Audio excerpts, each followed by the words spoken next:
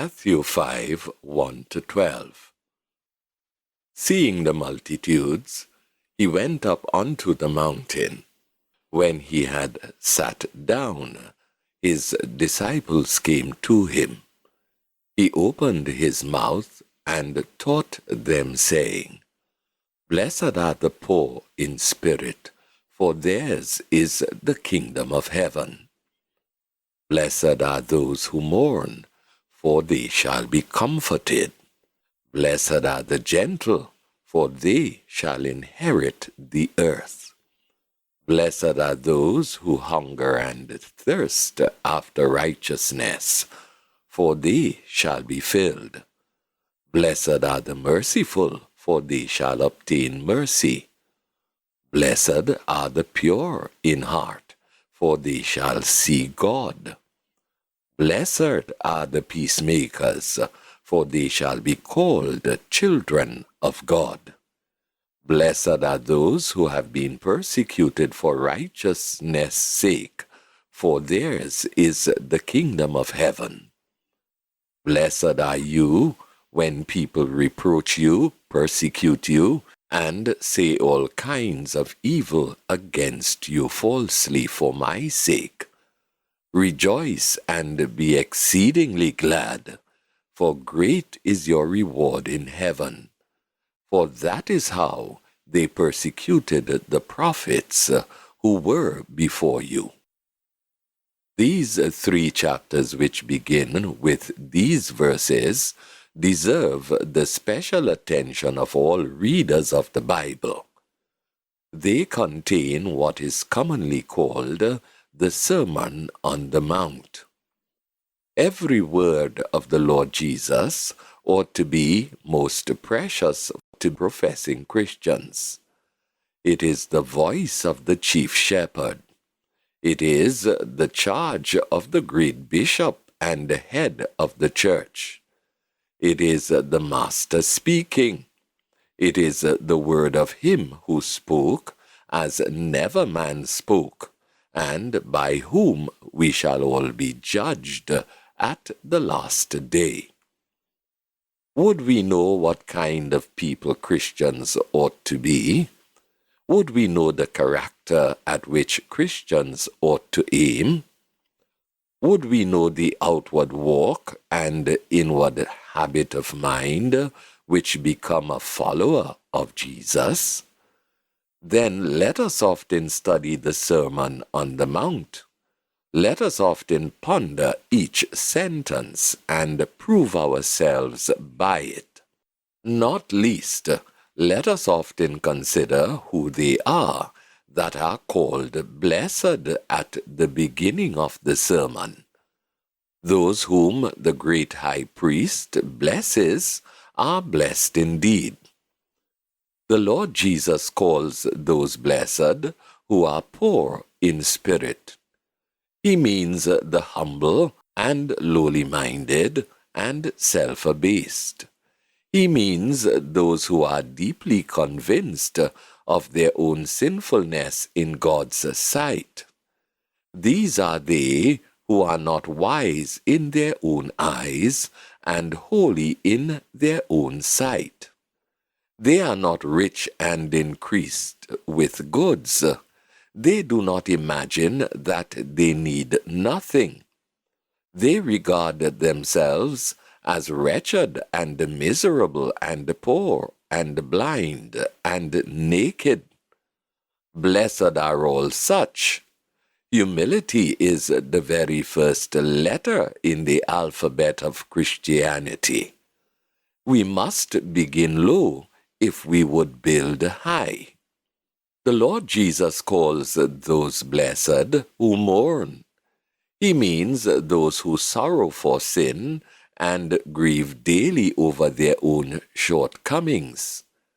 These are they who trouble themselves more about sin than about anything on earth. The remembrance of it is grievous to them. The burden of it is intolerable. Blessed are all such. The sacrifices of God are a broken and contrite spirit. One day they shall weep no more, they shall be comforted. The Lord Jesus calls those blessed who are meek. He means those who are of a patient and contented spirit. They are willing to put up with little honor here below. They can bear injuries without resentment. They are not ready to take offense. Like Lazarus in the parable, they are content to wait for their good things. Blessed are all such. They are never losers in the long run. One day they shall reign on the earth. Revelation 5:10. The Lord Jesus calls those blessed who hunger and thirst after righteousness. He means those who desire above all things to be entirely conformed to the mind of God. They long not so much to be rich or wealthy or learned as to be holy. Blessed are all such. They shall have enough one day. They shall awake up after God's likeness and be satisfied. Psalm 17:15. The Lord Jesus calls those blessed who are merciful. He means those who are full of compassion towards others. They pity all who are suffering either from sin or sorrow, and are tenderly desirous to make their sufferings less. They are full of good works and endeavors to do good. Blessed are all such. Both in this life and that to come, they shall reap a rich reward. The Lord Jesus calls those blessed who are pure in heart. He means those who do not aim merely at outward correctness, but at inward holiness. They are not satisfied with a mere external show of religion. They strive to keep a heart and a conscience void of offense, and to serve God with the spirit and the inner man. Blessed are all such. The heart is the man. Man looks at the outward appearance, but the Lord looks at the heart. 1 Samuel 16:7. He that is most spiritual-minded will have most communion with God. The Lord Jesus calls those blessed who are peacemakers.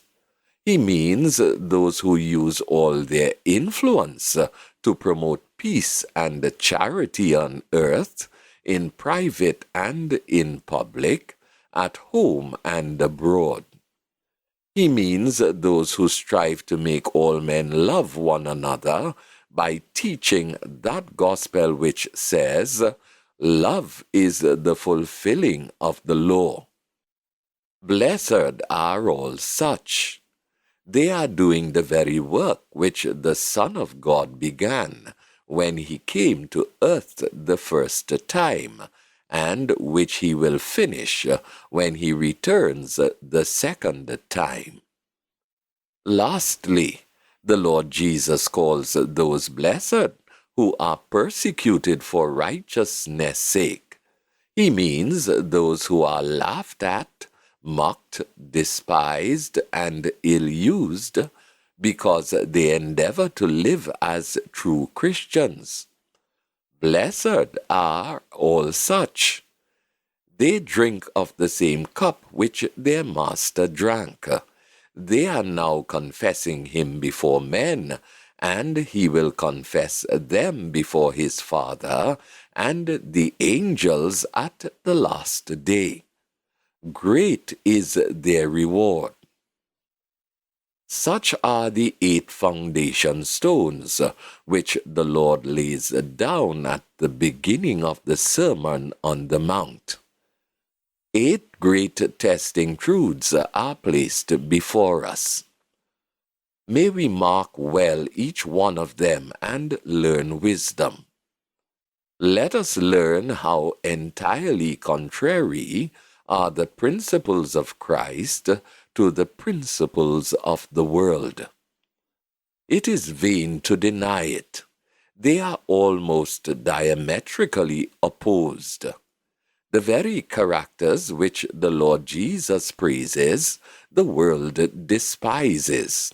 The very pride and thoughtlessness and high tempers and worldliness and selfishness and formality and unlovingness which abound everywhere, the Lord Jesus condemns.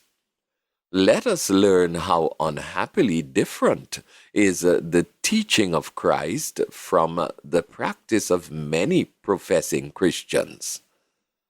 Where shall we find men and women among those who go to churches and chapels, who are striving to live up to the pattern we have read of today? Alas, there is much reason to fear that many baptized people are utterly ignorant of what the New Testament contains. Above all, let us learn how holy and spiritual-minded all believers should be. They should never aim at any standard lower than that of the Sermon on the Mount. Christianity is eminently a practical religion. Sound doctrine is its root and foundation, but holy living should always be its fruit. And if we would know what holy living is, let us often bethink ourselves who they are that Jesus calls blessed.